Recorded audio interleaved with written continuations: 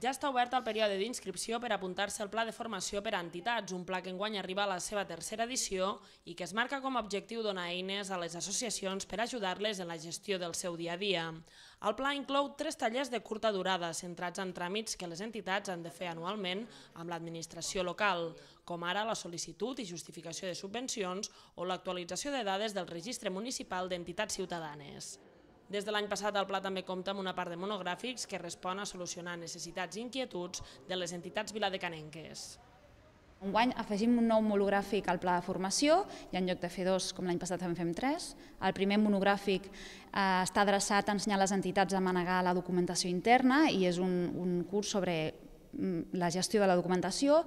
El segon monogràfic és sobre com organitzar l'entitat i aprendre a portar el dia a dia de la millor manera possible. I el tercer monogràfic és un monogràfic per donar eines a les entitats per mediar en els seus conflictes interns. Tots els cursos i tallers són gratuïts. Per realitzar-los, però, és necessari que s'inscriguin un mínim de 2 persones per entitat abans del dia 4 de novembre.